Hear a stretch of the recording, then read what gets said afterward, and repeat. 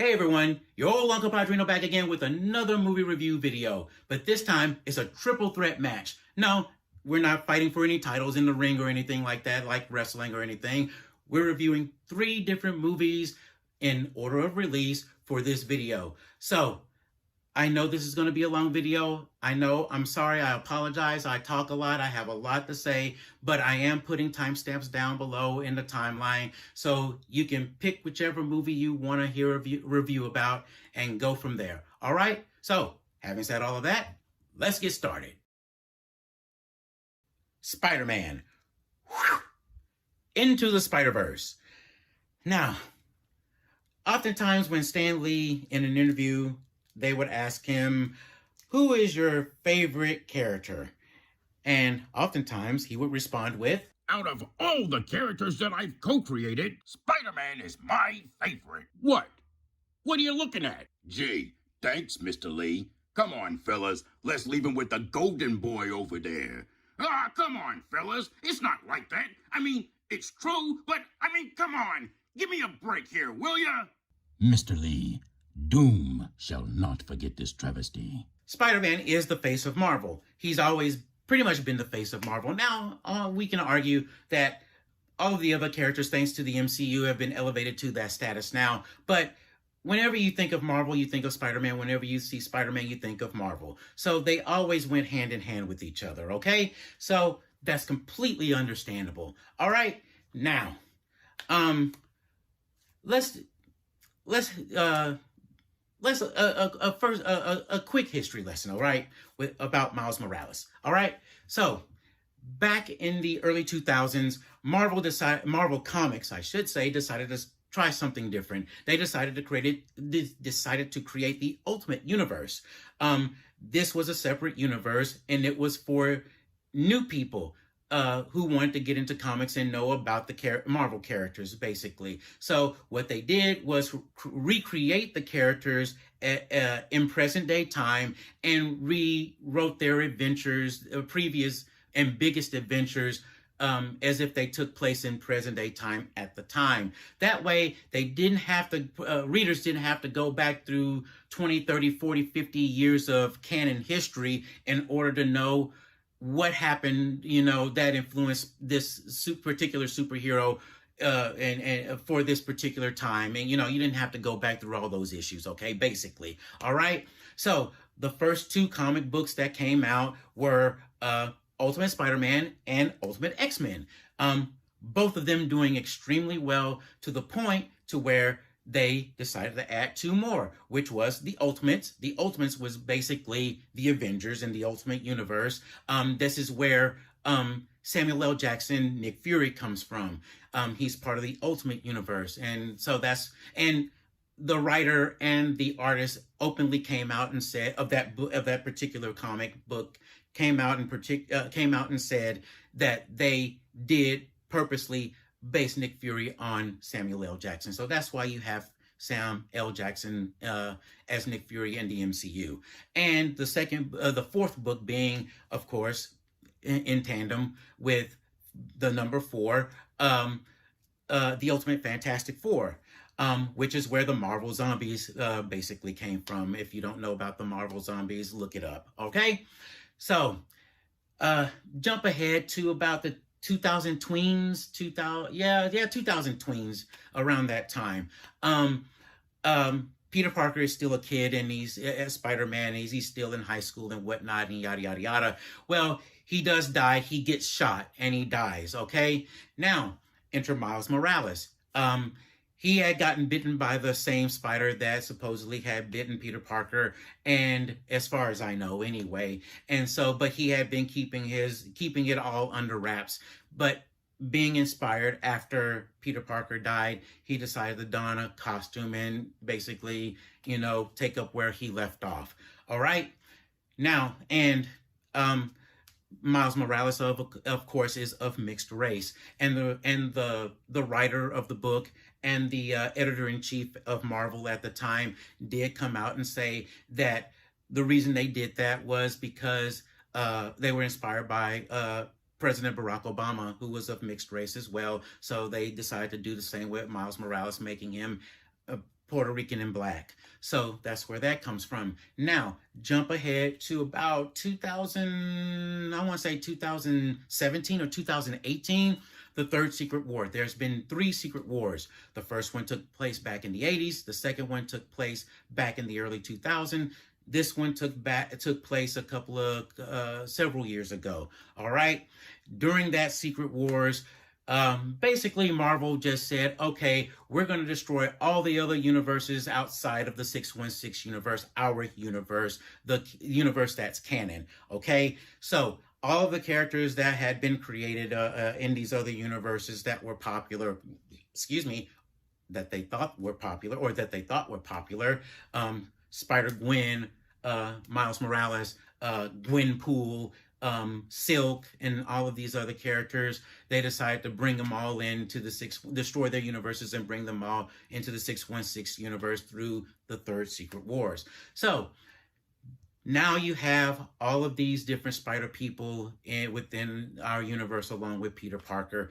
So you have Peter Parker Spider-Man, you have Miles Morales Spider-Man, you have, who is the Ultimate Spider-Man, you have Spider-Gwen, you have Silk. I don't know if there are any other spider people out there. You know, you probably have Spider-Man in his underoos, Spider-Man the Uber driver, Spider-Man the delivery boy, and things like that. So now you know the rest of the story. Okay, now let's talk about the movie.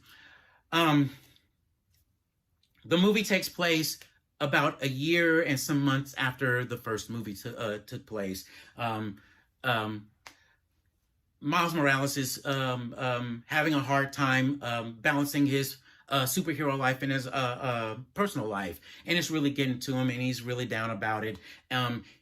He really misses his friends that he met in the first movie and wishes that he had someone to talk to about it. Now, enter the Spot. A villain, a Spider-Man villain that was basically created due to Miles Morales's defeat, not defeat, but doing to Miles Morales saving the Spider-Verse, basically, which we then find out he didn't actually save the Spider-Verse. Okay. There have been these glitches going on all across different multi-Spider-Verses, basically. So you have a villain that's in one Spider-Verse, and he all of a sudden appears in another Spider-Verse. So, and now they're in another time, in a different universe where things are different and whatnot. So luckily for us, we have a super secret organization of spider people that basically go around collecting the anomalies and sending them back to where they originated from. So Gwen comes by, and Miles Morales and sees him and all that sort of stuff. And, you know, things kind of get chaotic because now Miles is in the Spider-Verse Hub Central, and we find out a lot more about what happened and what's going on, and chaos basically ensues. So that's basically how things are turning out with this movie. Okay, now the positive stuff. The story is good. I like it. I was entertained. It kept me going through the entire time that I was watching. It has great slow moments and great emotional and great action sequences as well. So great story. I really don't have too many complaints about the story overall. I probably would have shaved off some stuff, but it works overall. Okay. The second thing, above all else, is the art in this movie. The animation styles in this movie is brilliant. I mean, now it's been done in movies before, whether it's in animation or in live action. It's been done before, and it was done in the previous Spider-Verse movie as well. But I mean, it's almost like in this movie, it's on crack. I mean, it's upped. It's been upped quite a bit, and that's not a bad thing, mind you. But every spider character has their own distinctive style of animation. I mean, and distinctive background as well. So if you look at Spider-Gwen, she has her own distinctive style. And if you look in her animated world is full of watercolor, basically, and in a different type of animation style.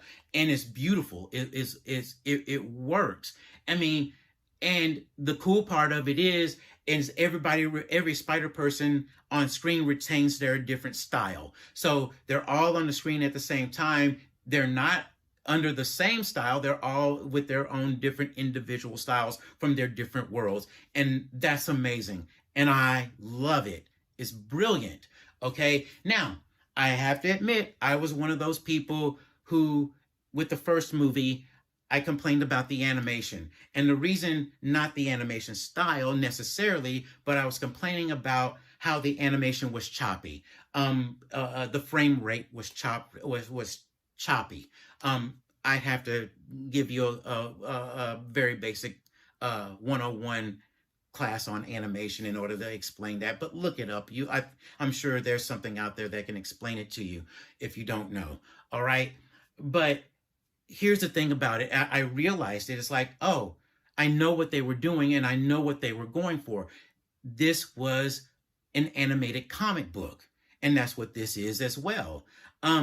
Just like the Peanuts movie was an animated newspaper comic strip, just like Puss in Boots and the Bad Guys were animated storybook illustrations. This is an animated comic book. So the animation style does actually work, in all honesty. So the third thing that I really liked about this movie, and this is more or less a personal thing for me, you don't know the name, but you probably know his work.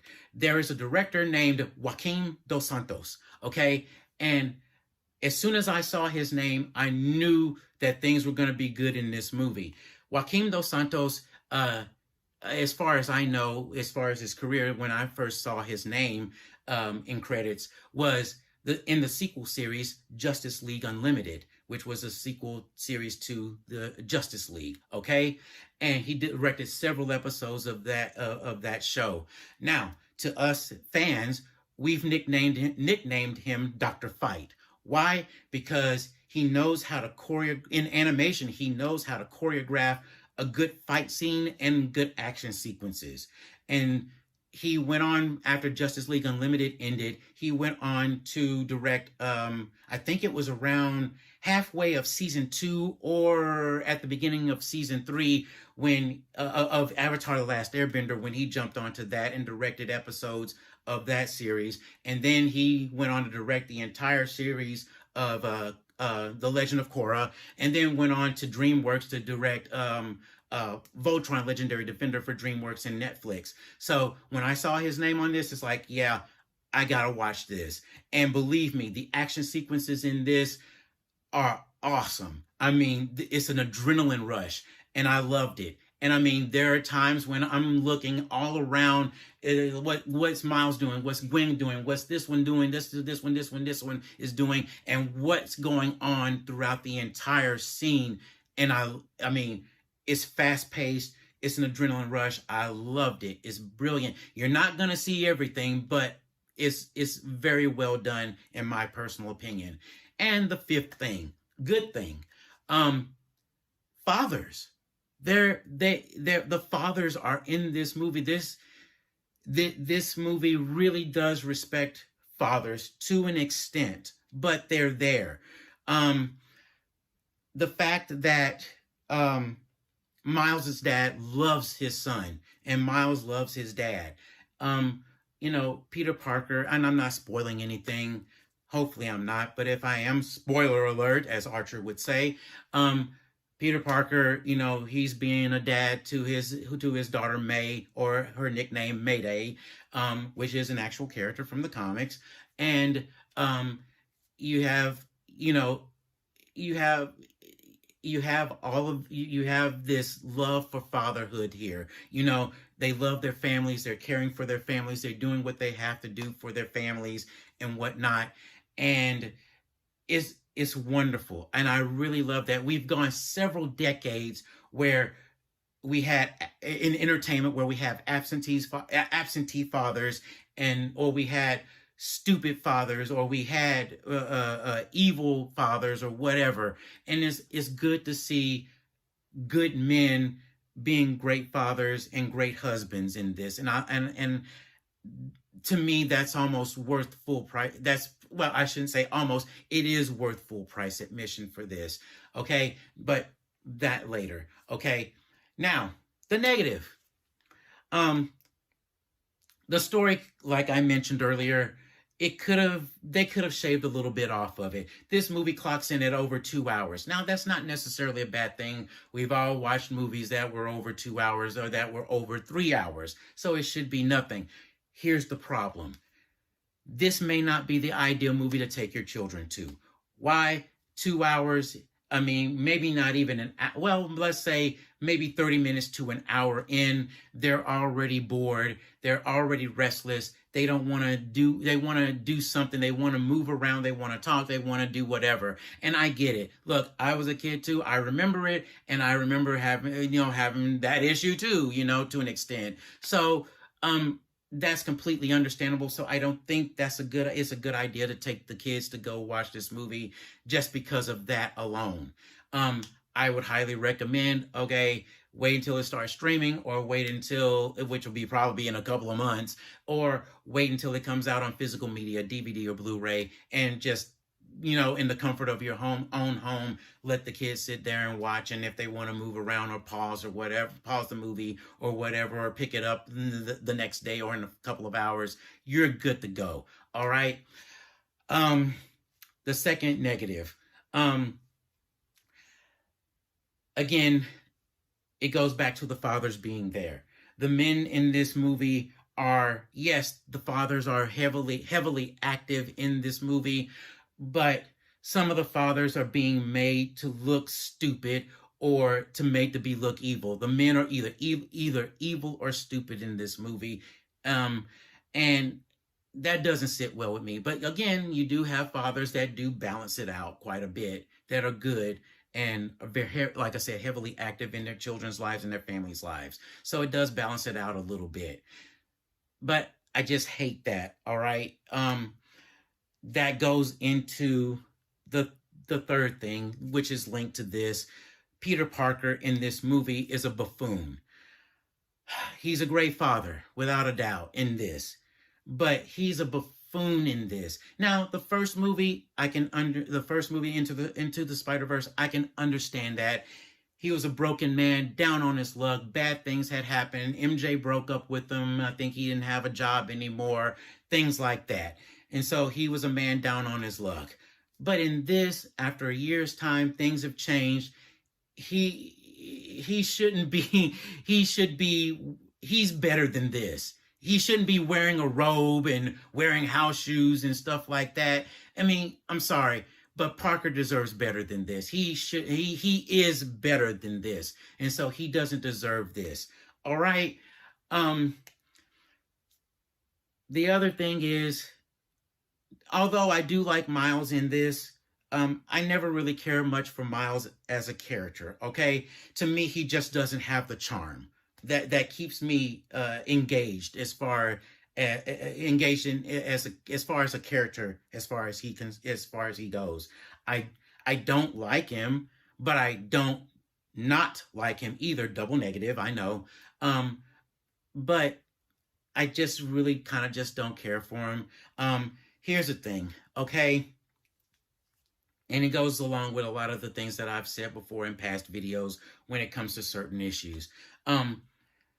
I know Stan Lee has said that the best thing about Spider-Man is that his whole face is covered. So anyone who sees him, you don't know who he is. It could be a woman. It could be a man or a person of a different race and whatnot.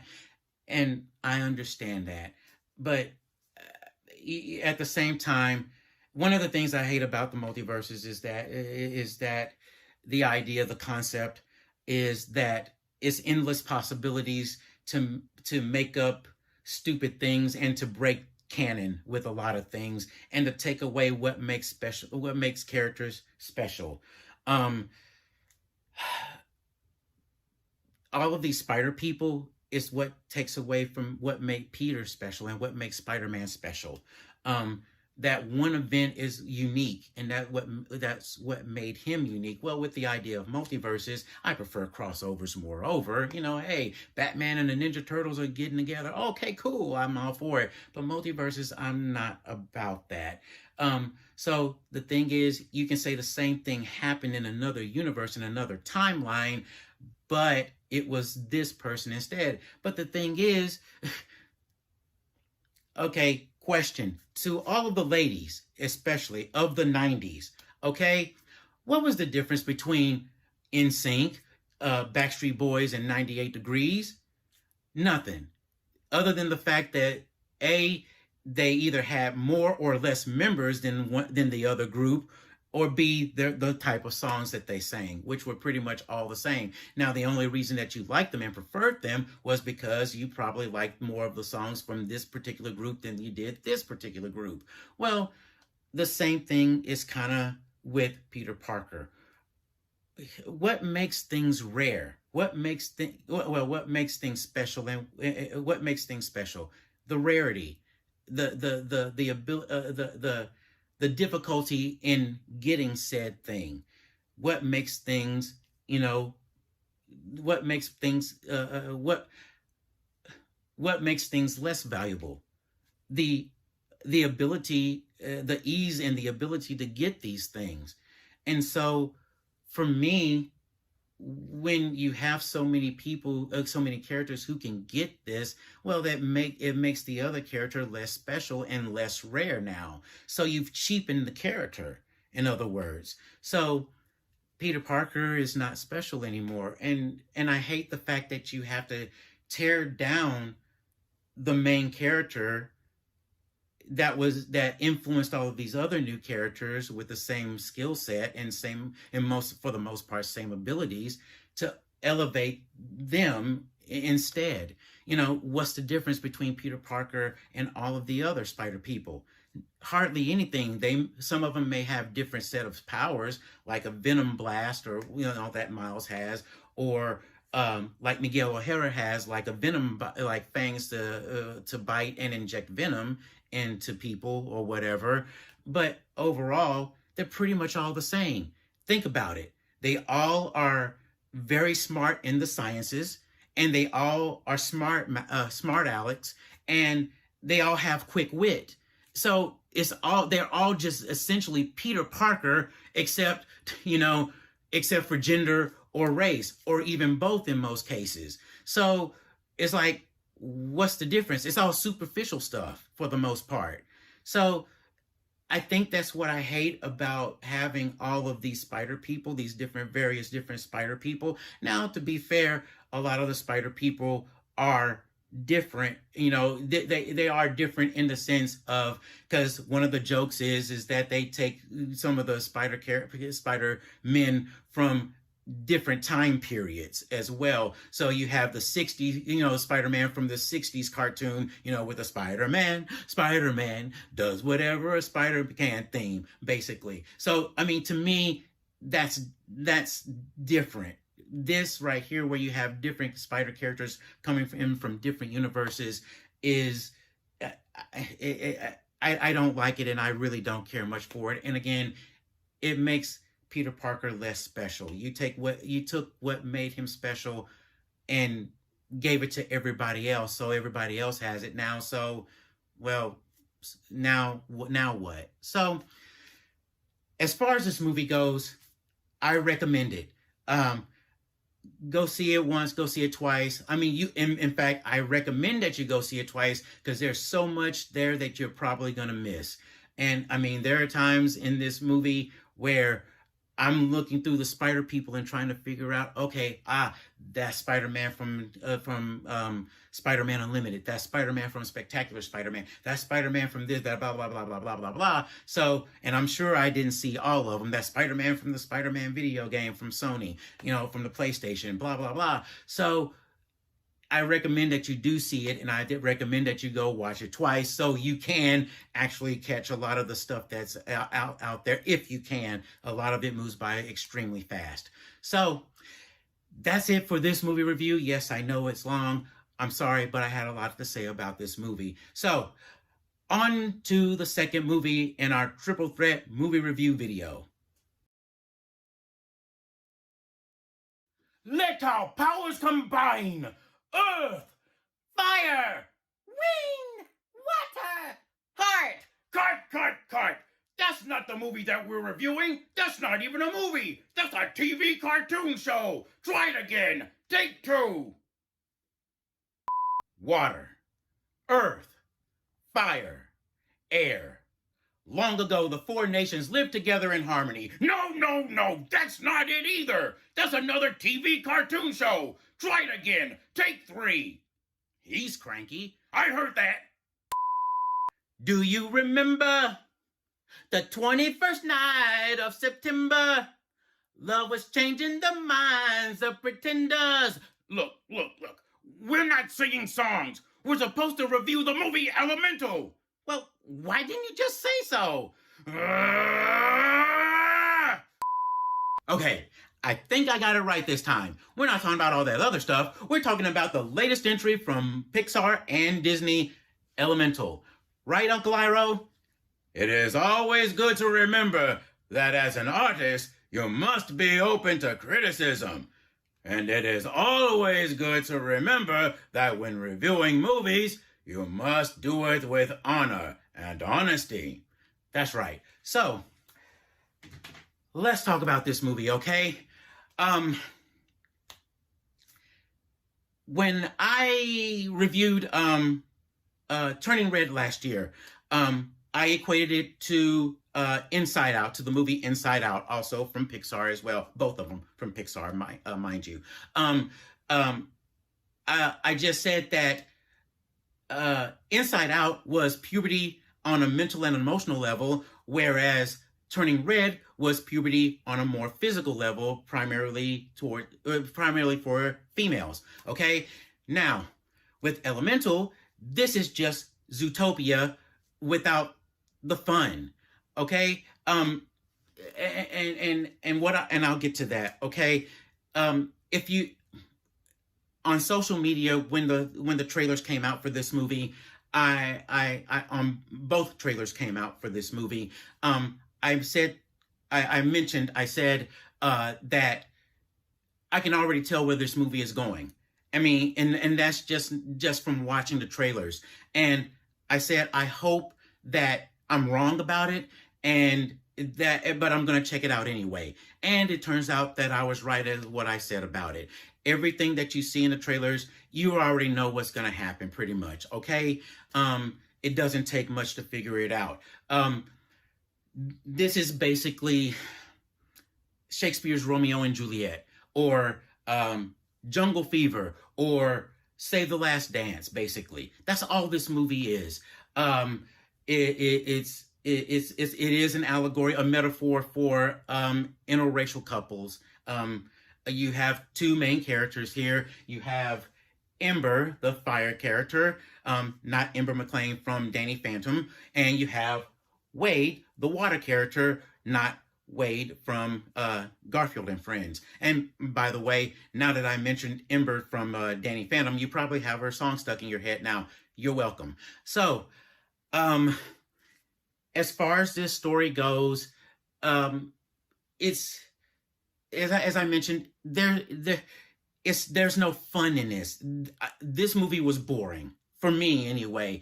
And this movie is about maybe an hour and 30 minutes long, and including myself, there were about maybe 15 to 20 people max in the theater in the auditorium that I went to go watch this movie in, and there were hardly any laughs. There were hardly anything to, laugh about or even get emotionally attached about. I mean, there was one scene, I think, where, that I heard maybe one or two people laughing. And I mean, it wasn't, oh, my sides are hurting laughing. It was kind of a, situation, basically. And that was it. Okay. So, as far as the positives go with this, there really isn't very many. I mean, again, is a bit of a cute story, but on the downside, again, you've already seen it, and the trailers already give pretty much everything away. In all honesty, okay. But it's a cute story. If anything, the other thing is the animation, of course, and what you can't expect any less from Pixar. Let's be honest. But I mean, um, you know, you have the fire characters. You know, Ember's flame, her hair, it dances around. They all mimic and behave like the elements that they are. So, like I said, you have Ember's hair, it's a flame, so it dances around like fire, as fire should. You have Wade, who's the water character, of course. He flows and moves, like water would. And of course, you have the gases, and you also have the earth characters as well. You I just realized something. um, Gas, not that kind of gas, but you get the idea, right? This movie actually doesn't have any fart jokes in it. And I mean, okay, and let's be honest, the majority of animated movies that are geared towards kids, or live action movies that are geared towards kids, there's always the obligatory fart joke in it. But this is the perfect setup right here. You have gas characters and you have a fire character. I mean, this writes itself. There should have been a fart joke in it. You would expect one, but there wasn't. I mean, I guess you can consider that a positive, or you can consider it a negative, as to say there wasn't hardly any humor in this movie. It was just too serious, and that's where I'm going with the negative aspects of it. Turning Red and this movie, I think the people who created who came up with the story and the concept, I think are of Asian descent. I know the young lady who made Turning Red is, and I think the guy who came up with the concept for this movie is of Asian descent, as well as the fire characters are mimic Asian culture, basically, in this movie, as far as the elements go in the city. So, and I think that's where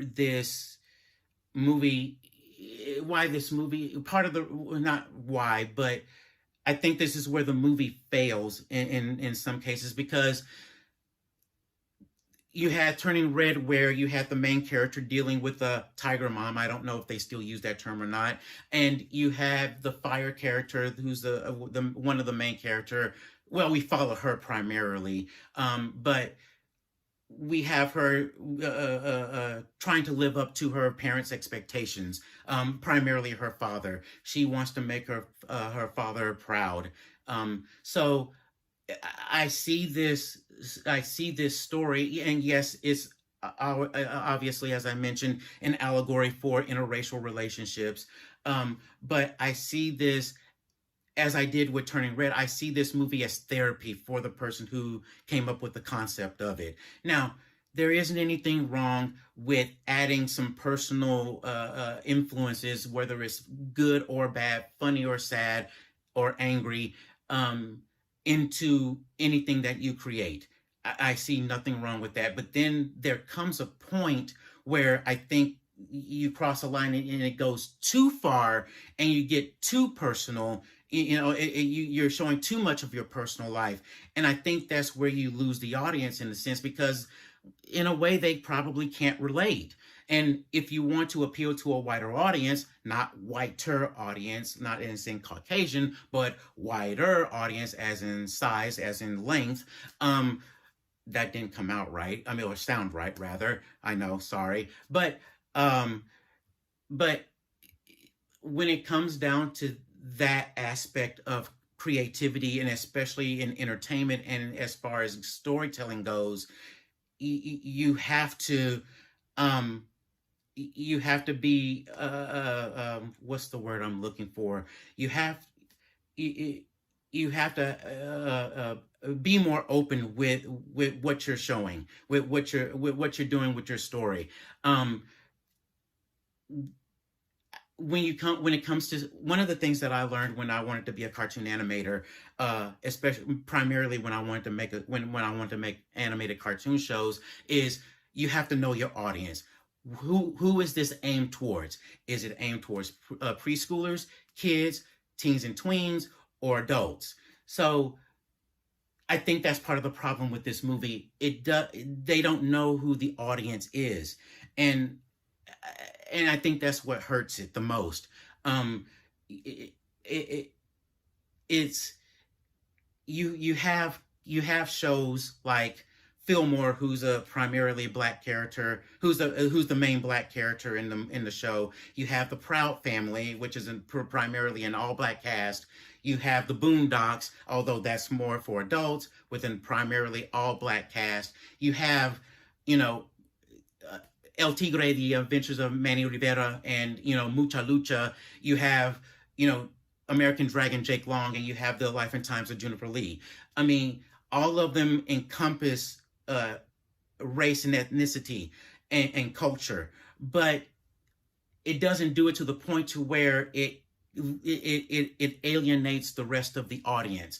Okay, and I think that's where this movie messes up at. All right, so let's be honest. Okay, I'm going to give another example. Tyler Perry. Tyler Perry, who's his primary audience? It's primarily Black Americans. And let's be even more honest, it's primarily even more so Black American women. Who are Bollywood movies made towards primary audience? It's primarily Indian and South Asian people, right? So there isn't anything wrong with that, and it can and should be done. But again, if you want to appeal to a wider audience, you need to make it more accessible to everyone else outside who probably doesn't get that aspect of your culture, all right, or of the people that you are representing. And I think that's what part of the problem is. The person who came up with this, I think it was more for him. It was like therapeutic for him, moreover than anything. And it was for him, maybe even his family and even his peers. And again, this is something that I always jump on, especially now with animation. People don't know how to tell a story. They're not storytellers. What are they doing? They're lecturing. They're preaching to you. They're just basically regurgitating anything and everything that they've heard from someone else, from a class or from their peers, and throwing it right back out at us. And I think that's what's wrong. Now, you may think that I'm just trashing Disney and Pixar, and I'm not. I know that's probably the thing that a lot of people are doing and a lot of people are noticing now, and I'm not doing that. The problem is that I'm disappointed. I can't believe this is the same company that made the movie Up. I mean, watching Up, I can't watch the very beginning of that movie because what? It still makes me cry. I mean, that's how heartfelt and how emotional it is. And so I can't believe this is the same movie. I mean, when you wanted to work for, if you want to be an animator, you wanted to work for Disney because you knew Disney was the king of the mountain. And then when CG movies started coming out, when Pixar came out with the first CG movie, fully animated CG movie, you thought, oh my God, I want to work for Pixar. That's the king of the mountain. So it's not about trashing Disney or Pixar. It's about, I'm disappointed far more over. We interrupt our program to bring you this special review.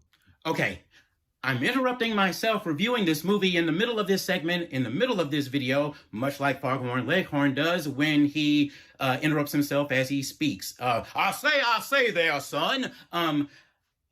Speaking of Up, I forgot to mention something about this before while talking about Elemental.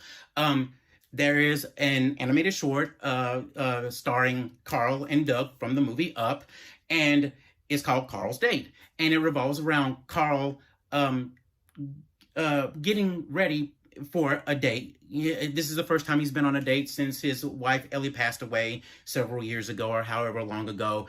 And Doug is trying to help him get through it, okay? So, people are going to fall into two different camps with this, all right? People in this camp are going to go, hey, this is progression for the character, okay? For the character of Carl. It's an evolution in a sense, because he's moving on since the passing of his wife Ellie, and he needs to. What would Ellie say to him? What would Ellie think? Hey, she will want you to move on, and don't spend the rest of your life alone and by yourself. Find someone else, go out and date and meet other people, and maybe if you find someone that you like, you may want to get married to them or have a relationship with them, whatever the case may be. Okay, now they may see it as an evolution, but now other people are probably going to fall into the other camp, which is where I kind of fall into. The things that Carl is doing throughout this short, it's not like him. That's not his character, and that's a big issue with me, and maybe with a lot of other people as well. Carl is doing and saying things that are completely not him. It doesn't make sense for him to say and do certain things. There's one scene where he turns his wedding picture to Ellie around, and I thought that was pretty harsh. And I kind of get why he did that, but I still thought that was unnecessary, and it was completely out of character for him. Me as a married man, if something were to happen to my wife, and I did this, I couldn't imagine myself turning our wedding picture around. I just couldn't do that. So for me, it came off as being somewhat harsh. So, but other than that, there are things that he's doing and it just doesn't make sense and it's completely out of character for him. So that's why I fall into this camp. I understand it. I understand this side, but I'm more for this side, in all honesty. So as far as this short goes, you may like it, you may not like it. It all just depends on what you think of the character in general. Okay, so having said all of that, I made it short and sweet. So let's get back to the review of Elemental. We now return to our regularly scheduled program. Other than that, as far as this movie goes, I just can't recommend it. It was just, like I said, it was just boring. I was just sitting there the entire time, and it was just like, there were even moments in this movie where I was just rolling my eyes. I'm like, oh my God. I mean, one of the characters was just kind of that annoying for me. But overall, I can't really recommend this movie very much. If you really want to watch it, I would wait a few months when it's streaming on Disney Plus. All right. You know what? I wouldn't even give it that. You know what? Wait until it airs on national TV or on cable and watch it with commercial interruptions. All right. I think that's probably the best I can give it. I just, and I could be wrong. Okay. Some of you may enjoy it, but to me, I just don't think it's worth any of your time. Okay. So that does it for this review. Now let's move on to the final review of our triple threat. Okay. Now we're on to our third and final movie review for the triple threat movie review for this episode, ending with the most recent released movie, The Flash. Not those people who come up on you randomly and dressed up in long coats and then they open up on you and reveal their shame to you. And not the little light that goes off on your phone when you're about to take a picture. But this right here. See it? Slow it down and you may. But we're going to talk about this guy right here. The Flash. Technically not this guy right here. This version of the Flash is actually Wally West. The version that we're going to talk about in this movie is Barry Allen. Wally West was the third Flash. Barry Allen was the second Flash. Okay, so let's set him up right there, and he's all good to go. So let's talk about this movie. All right. Let's do a little recap first, okay? Because DC and Warner Brothers was trying to catch up with the Marvel Cinematic Universe. What they decided to do was, after releasing Man of Steel, they decided, okay, let's start trying to introduce everyone first before giving them their separate movies. So we got Man of Steel first, then we got Batman v Superman: Dawn of Justice. This is where we get a cameo of Flash. He's in the convenience store and he stops a robbery, basically. And then we get the theatrical version of the Justice League movie, which was directed and reshot for the most part by Joss Whedon, which was a bomb, which understandably and rightfully so. All right. And then after that, I shouldn't say because, but after that, the idea was to give everybody else their own separate movies. All right. So we got 2 Wonder Woman movies, we got an Aquaman movie, and we're getting a second one in a little bit later. And we were going to get a Cyborg movie, but that was canceled. And then we got a Flash movie, which is this movie right here. And then we got also, by the way, before I forget, we got the Snyder Cut of Justice League, which was the original version, which was what was supposed to be given to us beforehand, which was released on HBO Max, now known as Max Now. We got to know Flash a little bit more, Barry Allen a little bit more, and we find out more about his personality. We get to spend more time with him, and he's basically kind of treated like a sidekick character and as comic relief. Okay, at least in this DC movie version. Okay, so now, if you follow me on social media, primarily on Facebook, yes, I know Facebook is for old people, but look, I'm old. Okay. But, and I do have an Instagram and TikTok account, but I really just don't use them. I really should, but eventually I'll get there, all right? But on Facebook, when the first 2 trailers came out as far as this movie went, I made a note and said, look, we already know where this movie is going. Movie is basically going to be Flashpoint. The trailers aren't spoiling anything. Now, if you don't know Flashpoint, it was an event that happened in the comics, which basically where the Flash went back to the past to try to stop his mom from being murdered and keep his dad from being accused of said murder and being sent to prison.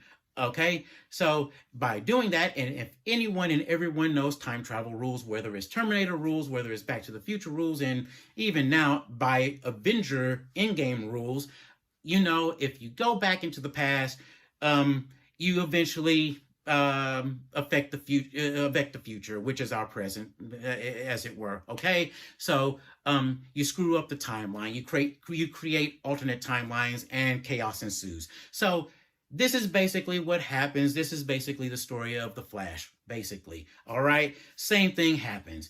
Barry goes back into the past, screws up the future. All right, the present or the future, whichever way you want to look at it. Okay. So this movie is kind of a mixed bag, and you'll see what I'm talking about as I go along. But this movie is a mixed bag. It's a mixture of Flashpoint. And then, again, and if you don't know what Flashpoint is, look it up. You'll figure it out. It also has a little hint of Superman Red Sun in it as well. If you don't know that one, look it up. You'll figure that out as well. Just some slight changes here and there as far as it goes, but pretty much I'm hitting the nail on the head with that. All right, but I'm not spoiling anything. The trailers basically showed you just about everything as far as this movie goes, as far as the story goes anyway. All right,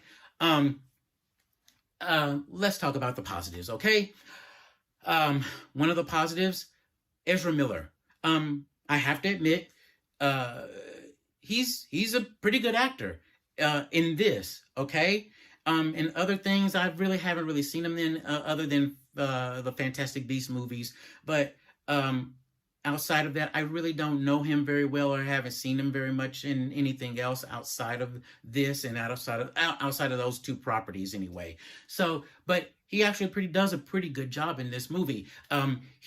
He's actually playing 2 different versions of himself. So, I mean, he's playing a slightly older version of himself, and he's playing a younger version of himself, and he's playing back and forth against himself, basically. So, but it's actually pretty cool. I mean, both have 2 different personalities, and he does it pretty well. I have to admit, pretty good job. The second good thing is the member berries. All right. Now, if you don't know what the term member berries is, look it up. It comes from South Park, at least as far as I know. That's where I found out about member berries. Matt Stone and Trey Parker, the guys who created South Park, they used it in several episodes in one season.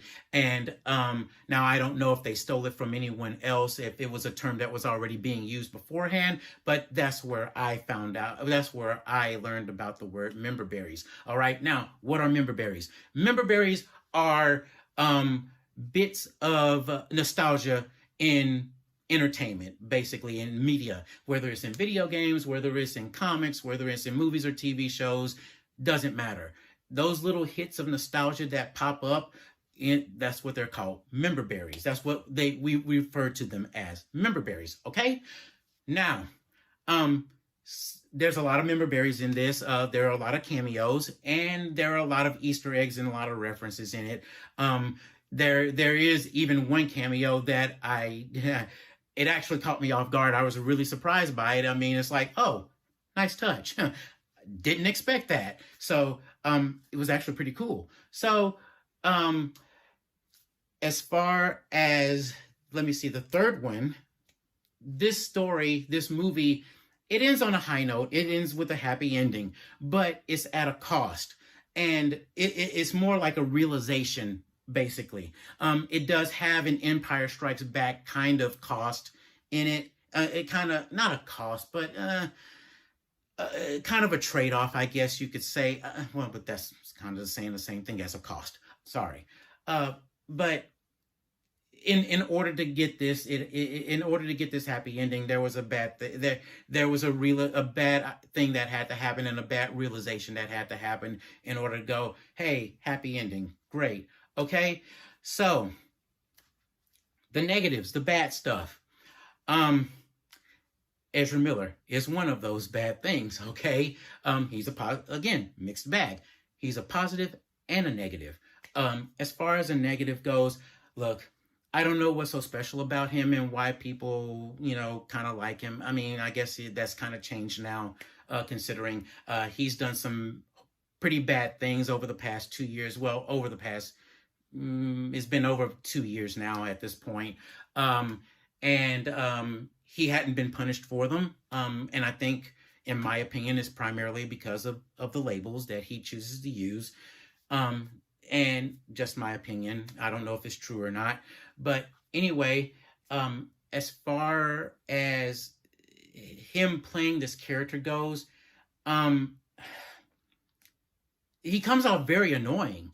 I mean, just flat out. The characters he plays are practically annoying, and he comes off as hyperactive and just almost ADHD like, and it's just like, dude, will you shut up? Someone get this guy some Ritalin or something like that. I mean, this version of the Flash, I don't think he's like that. I think the way he's playing him, he's mixing in a little bit of the character Impulse, who also eventually becomes a Flash as well. But he comes off as pretty annoying in this, and it's just like, it's a double-edged sword. Okay. Second bad thing, the CGI in this, the computer generated special effects in this movie, pretty bad. All right. And there are some points, I mean, it would have looked cool if they had taken some time and put more effort into it. Maybe they didn't have enough time, because this movie was reshot several times over the past year, I think, up until the last minute, actually. So at some points it actually looks bad. One positive I will say is that the way 89 Michael Keaton Batman looks and moves in this, as far as how he fights, and how he does certain things, it actually looks better than it did back in 89. Of course, we didn't have the technology back then as we do now. So, but still, it actually looked pretty cool. Unfortunately, the CG effects weren't up to par as far as that goes, but it was still pretty kind of cool. Okay. Now, the second, I mean, the fourth thing, I think third or fourth thing, but anyway, This movie clocks in at about 2 hours. All right, over 2 hours, I should say. Sorry, but over 2 hours. And um, the first half of this movie, the first hour of this movie, is really kind of a, I guess what they would call a slow burn. It takes so much time and to kind of build up. But once you get to to the second part, the second hour, the second part of the movie, things pick up and things are good. I mean, the fights, the action, everything is great. But you have to get past that first hour.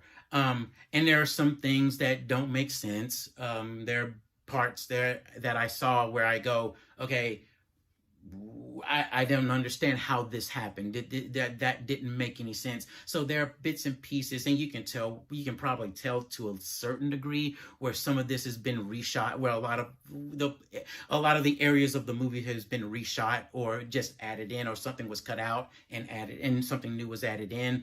But there were some parts where I was just like, wait a minute, how did this happen? I don't understand this. And talking to someone after leaving the theater, they said, oh, this happened. Oh, okay, now that makes sense. They didn't do a good job showing what it was. Okay, so that's one of the that's another issue that I had with the movie. One of the things about this movie, and this will be considered a negative as well.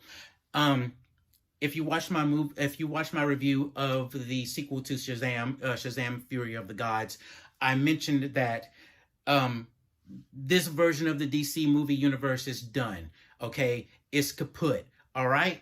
And the reason being is because they brought in James Gunn. DC and Warner Brothers brought in James Gunn to reimagine everything and reset everything within the DC movie universe. So everything that's happened from the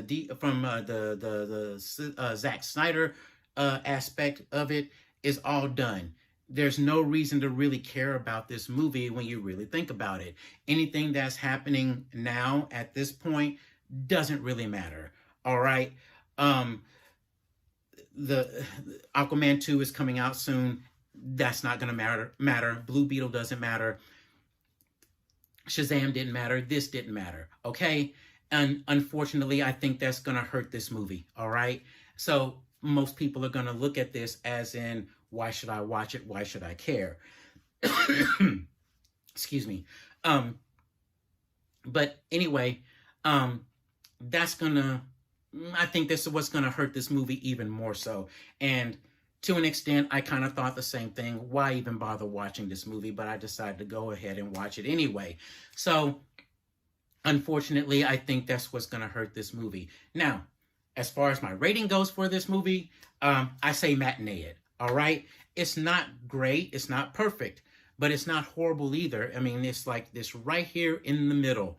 And I think that's the best way to describe it. Don't spend any more money than matinee prices. All right. Now, some people may say, why bother watching it? Like I just said. Now, if you want to watch it in other ways, that's fine too. I understand it. I get it. I don't endorse it. I don't care. You do what you got to do. Okay. So, excuse me again. As far as this all goes, I was actually kind of surprised by it. I guess I went in with low expectations. So I was actually kind of surprised by it. I actually did kind of like it. So again, if you want to take a chance with it, if you want to just see what the fuss is all about, matinee it at the most, no more than that. Okay. Again, if you choose to see it in other ways, that's fine. That's your choice. No big deal. All right. So that's that. That ends our triple threat movie review. Now I'm going to get Stan to sign us off. Okay. Sign us off, Stan. That does it for this episode of the No Spoiler Show. And remember, if it has back guano on it, it must be spoiled. Until next time, Excelsior!